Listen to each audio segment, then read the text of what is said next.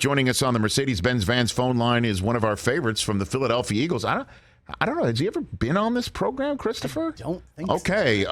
He is the fourth overall selection of the 2013 NFL draft out of Oklahoma.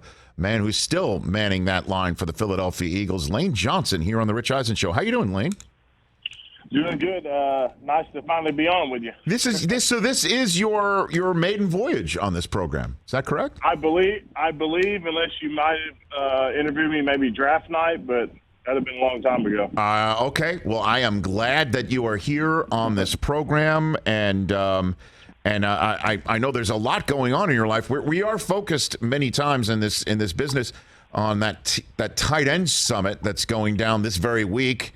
With Travis Kelce and Greg Olsen and George Kittle putting something together. But you have your own summit for offensive linemen, the 5th annual Offensive Line Masterminds Summit, coming up in Oklahoma City in July. That is coming up, correct? Did I get that right? Yes, coming up. It's actually down there at the Star there in Frisco. So that's great. where we've been meeting.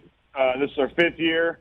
It's July 8th to the 9th, and it was really just a way to get a bunch of veteran, former NFL players, Hall of Famers to come in there and just spread knowledge to guys in the game, coaches wanting to learn about the game, or maybe college players that are trying to improve their game. So I think I screwed that up. It's Metro Ford of Oklahoma City that is sponsoring the Mastermind Summit. So a couple questions here then. So does that mean you, Lane Johnson of the Philadelphia Eagles, doing this in Frisco, Texas, you have to reach out to Jerry Jones and the Cowboys and make a deal? Is that what's happening? Does it happen? No, we rented a spot out from Baylor Scott White, so where a lot of guys train at and rehab at. So this is where we have it. It's a nice place. But it is unfortunately in Dallas Cowboy territory, right in the heart of it. Okay, and so do you do reconnaissance when you're there? Take some any recon while you're down there? No, I just walk around and admire how nice everything is. Okay. Very, very lovely place. Okay, very good. And where does the term masterminds come from, Lane Johnson, in relation to the summit? Masterminds comes from learning from the best in the game. So my whole intention was, whenever I was a young guy coming out, I only played offensive tackle for 2 years. I played quarterback in JUCO, and then I played tight end, DN, and finally moved to offensive tackle. So my whole goal was to learn from the best. So I remember coming out. I remember hearing about Anthony Munoz. I remember hearing about Walter Jones, Jason Peters, but I never got a chance to get in the room with them and learn from them. So what I'm doing here is bringing Hall of Fame players to come and speak, guys that are really good in the league now, that are having stellar careers, come in and share how they approach the game, how they attack training, and really just talk ball. So this year we have Willie Roaf coming in, nice, Steve Hutchinson, Mark Schlereth, and Nolan Crute. So those will be kind of the keynote speakers. I think Will Shields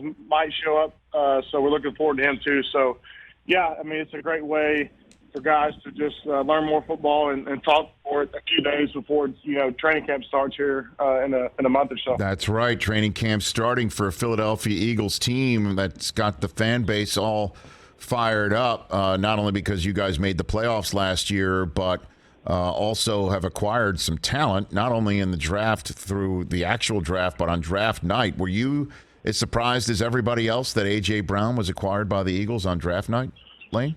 I was surprised, and then I was very happy. He's a physical specimen. I mean, when you look at him, he has like a Andre Johnson type build, explosive. So I'm excited to have him to pair with Devontae and the rest of our receiving corps. So. And then the guys that we had in the draft with Jordan Davis from Georgia, Nakobe, Cam Jurgens from Nebraska. So I think those guys can help out immediately. Well, let's focus on some of those guys. Let's start with Jordan Davis at first. Were you? I don't know if you were tuned to the combine. I was sitting there doing it for NFL Network. And watching Jordan Davis move around and be as fast as he was just ridiculous. Yeah. Were you watching that at the time? I wasn't watching, but I remember hearing about the 40 time, and I went and watched it. I was going, it was unbelievable. Seeing somebody run that fast at that size, it's unheard of. And just his physical presence, man. I mean, that's a guy that can clog, both A-gaps, can play nose, can probably, play all over, very versatile. I think he's just going to complement what we already have interiorly with Javon Hargrave and Fletcher Cox. What do you think? I mean, from just your point of view, being an offensive lineman, you might not square off positionally right across the line from somebody like Jordan Davis, but what will he present as a problem, do you think, to the rest of the colleagues of yours on the offensive lines across the league, do you think? When we have tough matchups at tackles, every now and then we'll play the Rams in the guards, and center will have Aaron Donald. So we call it just passing the offering play, kind of like what they do in church. So, yeah, man, when you see guys like that, it's like, well, better be ready on the inside. I got to worry about my guys on the outside. But yeah, I mean, really, the only time I'll be attacking that guy is really on like a down block or a combination block with a guard. So that's a good favor for me. Well, and speaking on the inside, Cam Jurgens, you mentioned him. We had him on prior to the draft. And Beef, I love the nickname Beef because he's got his own Beef Jurgens. Have you sampled some of that dried meat yet, Lane? I haven't got a chance to, but I figured training camp will be a good opportunity for us to get for all of us to get some of that. Freebies, right? I didn't even know that. Yeah, it's going to be freebies from the rookie. You got to get that. Freebies, absolutely. You're not paying for that. Come on. I'm not paying for it, no. You should show up. You should show up. You should take your bags and. The room. He's going to sponsor the room with it. Did you not know about it? Am I informing you about his? Yeah. You're informing me about it. I had no clue. Yeah, he's got his own beef jerky called Beef Jurgens, and so he's got it going, and he's nasty. Apparently, that's his streak. He is nasty. Have you gotten to meet him at all yet? I have. I've gotten to watch him move around. So I think what Philadelphia's had in Kelce's one of the best centers maybe of all time. As far as athleticism, and I think what they're trying to do is find somebody that can fit that mold, that can make all the checks at the line. So the center is a very cerebral position. It's much like the linebacker, middle linebacker for the defense, making all the calls. He might be a little bit longer in Kelce. They look at arm length, but very similar makeup as far as athleticism and explosion. Well, Lane Johnson here on the Rich Eisen Show. Obviously, Jason Kelce is still manning that position. He has decided to stick around and still play football. I am mandated to ask you your favorite Jason Kelce story that you can tell right here on live television and radio. You got a good one for me, Lane? Yes, this is I don't think you'll get mad at this one. Okay. So I'm a freshman. I'm the first pick, or not a freshman. I'm a rookie. Yep. Chip Kelly's the coach. We're doing walkthrough in the indoor, and the linemen were over there in their own section doing blocking on buckets. Looking at different defenses.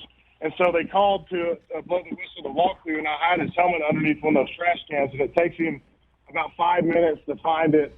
He's throwing them, he's flipping them, and the coach is telling him to come on, what are you doing? And he sees me laughing, so he knows I'm the culprit behind it, and he runs at me full speed and tries to Cat McAfee punt me in the private area. He misses. He hits my kneecap. He thinks he breaks his foot, and he leaves practice to go get an MRI on it the same day. What? But was everyone healthy after all said and done? Yeah. He just bruised his foot, but he missed the rest of that day with a foot sprain. So pretty funny stuff. Well, I'm glad you can laugh about it now. Obviously, did you know he was showing up in the Mummers outfit for the parade? Did you know that day or no? Yeah, I saw it. I saw it earlier in the day before we took off. So, I knew he was going to get hot in all the running around he did in it. But what a speech! No doubt about that. And obviously, Lane Johnson here on the Rich Eisen Show. In order for the Eagles to get back to the Super Bowl and win another one, it's a quarterback-driven league. And Jalen Hurts is the man. There's no question about it. Is it true he is working out in your house with you, Lane Johnson? I think he trains all over. When we were up there, we were training mostly at the facility. But whenever I'm not there, a lot of the guys train there. My trainer's there full time, year round. He'll send me workouts if I'm not there. So yeah, it's really kind of open door policy. Just kind of let me know. So if you're in the region and need a good workout, I know Baldy gets in there from time to time. So it's just I think it's just a little getaway, slowly turn into a country club. So are you saying Brian Baldinger could be working in with Jalen Hurts? Is that what you're saying That's what I'm saying. You'll know if Baldy was there, because he usually deadlifts and does some other stuff.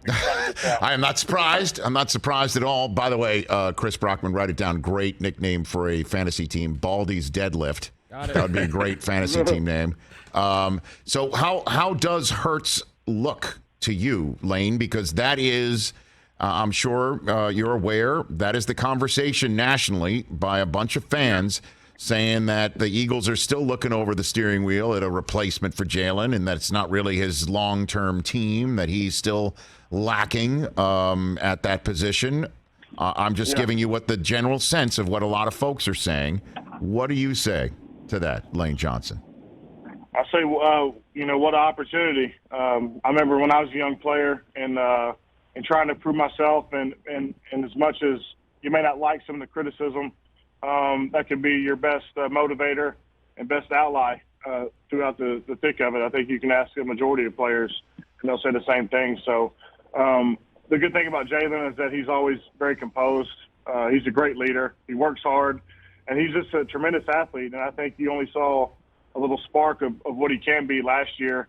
And I think with the compliments of what we have, offensively, I think we can explode this year. But the main thing Coach Sirianni keeps us in check is, he teaches us, just one day at a time and stay in the moment and control what you can control, which is easier said than done. So this is Hurts' team as far as you're concerned, not just this year but beyond, Lane. Yeah, exactly.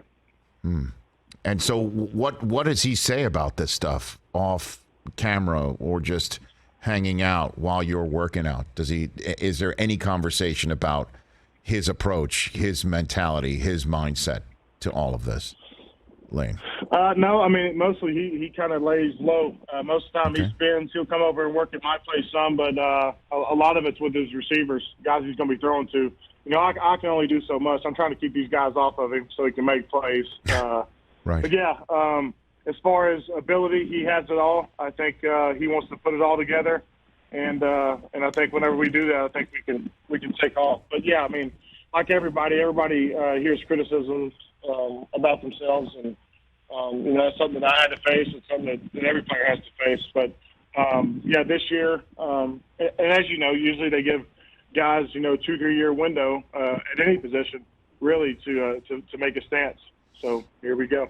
And last one for you. Is it true that the place that you're referring to where folks work out at your house is called the Bro Barn? Is that a true story as well? Yeah, that is fact. People ask me how it came to name. I really don't know. Just a lot of my bros are there, training every day. They kind of fit, kind of stuck with everybody. So, yeah, open door policy. So let me know if you're in town. We can hook you up. Well, I'm a bro. I don't mind being in a barn. Does it look like a barn? Is that why it's called that, or is it just for alliteration reasons? It actually was a barn, and it was owned by the adjacent property, and they eventually sold it. So when I bought the place, I had to revamp it. But we actually have a turf strip on the back too, about 25 yards. So if you want to work on your start for the 40-yard dash, I think we can probably get a few tenths off the next time you run in Indianapolis. A few tenths, that is a very high bar for me, to be very honest with you, Lane. But I'll take it. If I'm in the area, look for me out. So I just stop by. Is that what I do? Just ring the doorbell and say I'm here for the Bro Barn? That's what I basically say. Yeah, we may be in the barn, so you may have to just go knock on the barn door. Fantastic. I will do that. Lane Johnson, have a great time at your 5th annual Offensive Line Masterminds Summit presented by Metro Ford of OKC on July 8th through 9th. And look for my call during training camp. I'd love to chat with you when things really, the sweat starts to flow. Thank you. Yes, sir. Appreciate Sounds good. it. Thank you. That's Lane Johnson right here of the Philadelphia Eagles. Love talking to offensive linemen. Masterminds of the sport.